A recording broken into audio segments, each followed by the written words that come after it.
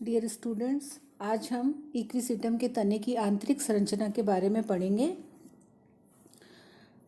जैसा कि आपने पहले पढ़ा है कि इक्विसिटम में एक भूमिगत प्रकंद पाया जाता है और ये प्रकंद नोड्स तथा इंटरनोड्स में विभक्त होता है।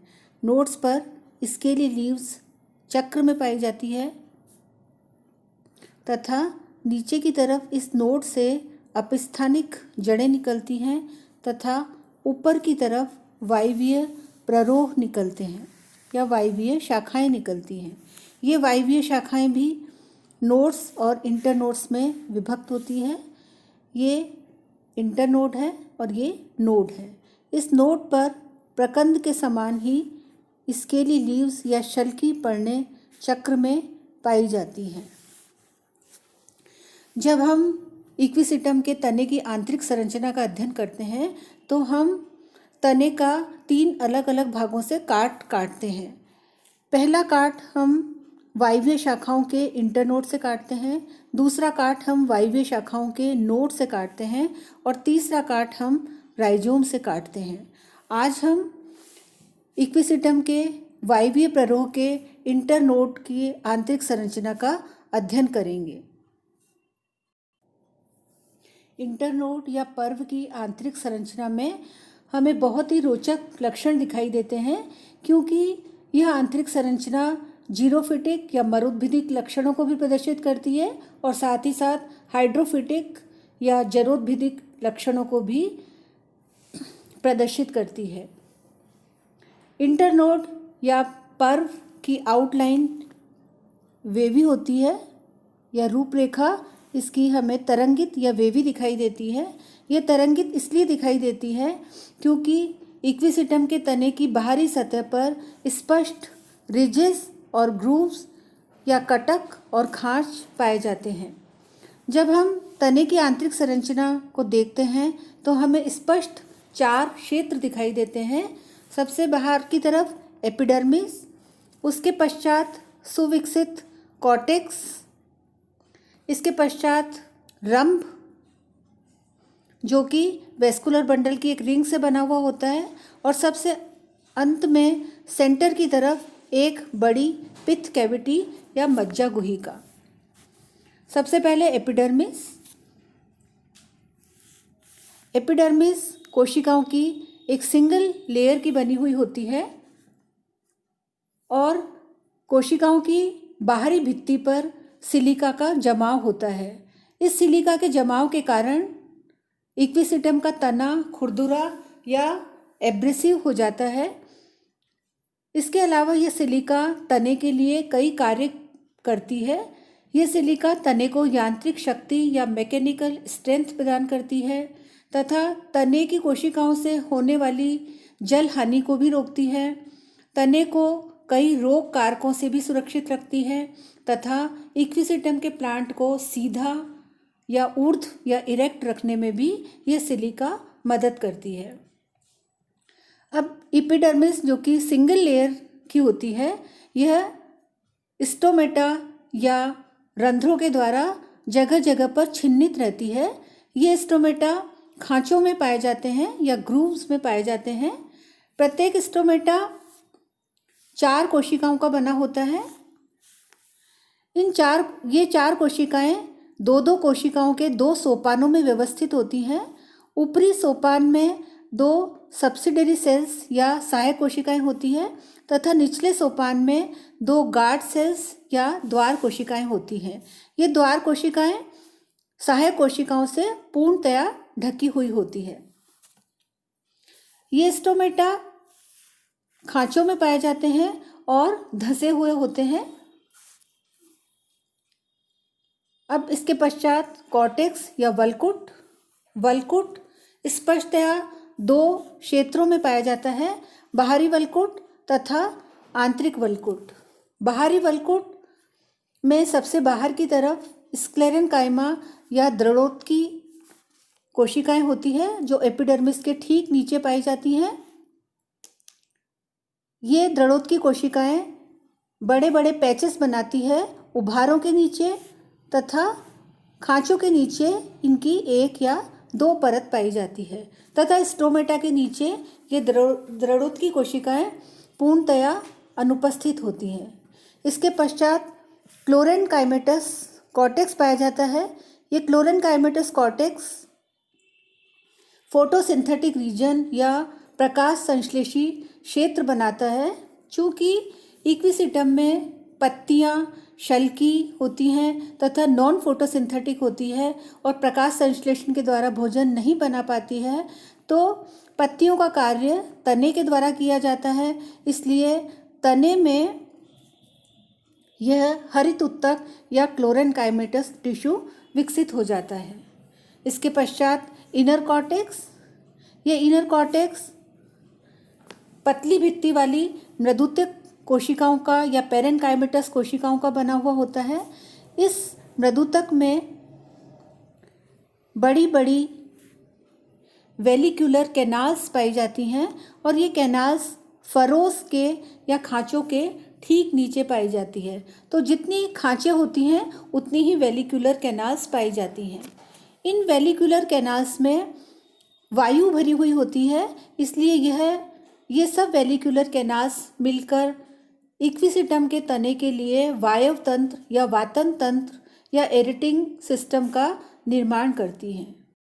इसके पश्चात एंडोडर्मिस या अंतस्त्वचा। इक्विसिटम की विभिन्न जातियों में अंतस्त्वचा या एंडोडर्मिस 3 स्थितियों में पाई जाती है। इक्विसिटम आर्वेंस या अधिकांश जातियों में रंभ के चारों ओर अंतस्त्वचा की केवल एक ही परत पाई जाती है। इस प्रकार से इसके अलावा इक्विसिटम डेबाइल, इक्विसिटम हाइमेल आदि कुछ जातियों में अंतस्त्वचा की 2 परत होती है, जिसमें से एक परत संवहन पुलों के बाहर तथा दूसरी वलय संवहन पुलों के अंदर की तरफ होती है। बाहर वाली आउटर एंडोडर्मिस कहलाती है तथा अंदर वाली इनर एंडोडर्मिस कहलाती है। लेकिन कुछ जातियों में प्रत्येक संवहन पुल के बाहर एंडोडर्मिस पाई जाती है। इस प्रकार से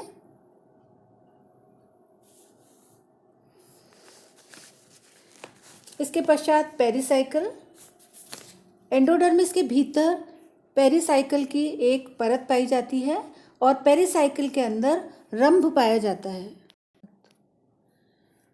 रंभ या स्टील वेस्कुलर बंडल्स की रिंग से बना हुआ होता है। ये वेस्कुलर बंडल वेलिक्यूलर कैनाल्स के एकांतर क्रम में पाए जाते हैं। जैसे ये 2 वेलिक्यूलर कैनाल्स है तो इनके बीच वाली स्थिति में ये वेस्कुलर बंडल पाया जाता है। या हम कह सकते हैं कि एक उभार के ठीक नीचे एक वेस्कुलर बंडल पाया जाता है। ये वेस्कुलर बंडल या संवहन पुल कंजॉइंट या संयुक्त, कोलेटरल या बहिफ्लोएमी, एंडाक या अंतरादिदारुक होते हैं। मैच्योर वेस्कुलर बंडल में प्रोटोजाइलम तत्व विघटित होकर कैरिनल कैनाल बनाते हैं।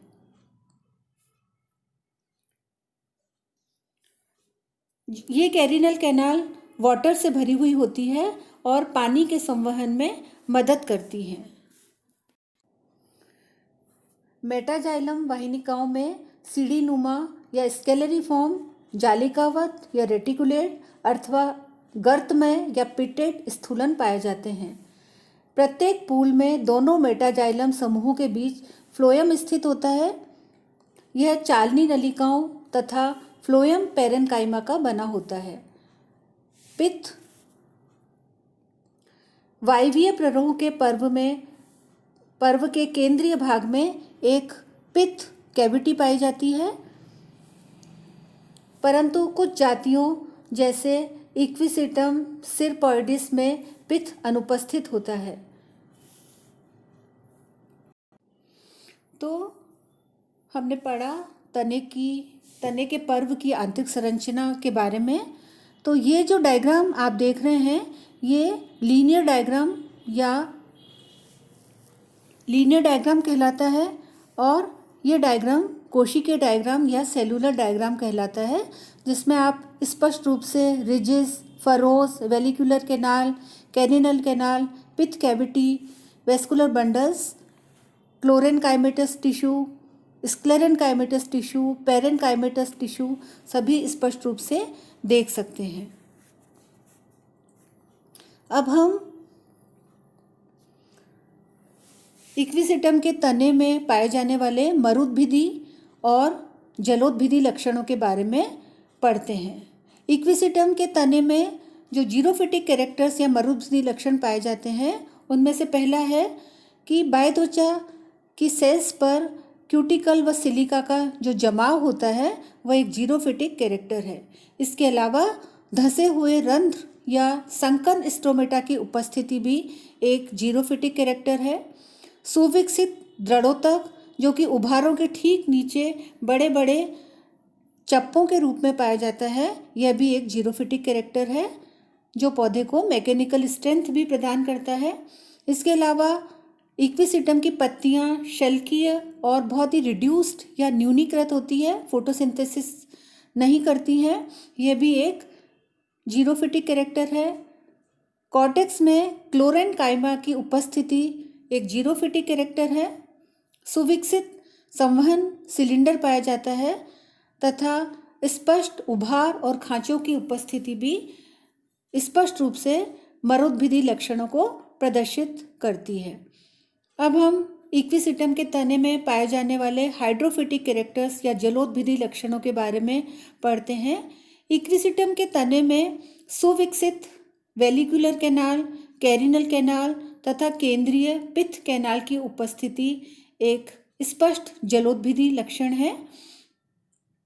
इनमें से वेलिकुलर कैनाल तथा पिथ कैनाल में वायु भरी हुई होती है और कैरिनल कैनाल क्योंकि प्रोटोजाइलम एलिमेंट्स के विघटित होने के कारण बनती है, इसलिए इसमें जल की उपस्थिति होती है। सेकंड कैरेक्टर है कि जो प्रोटोजाइलम एलिमेंट्स टूट जाते हैं, इसलिए जाइलम रिड्यूस्ड या न्यूनीकृत हो जाता है, यह भी एक जलोदभिदी लक्षण है।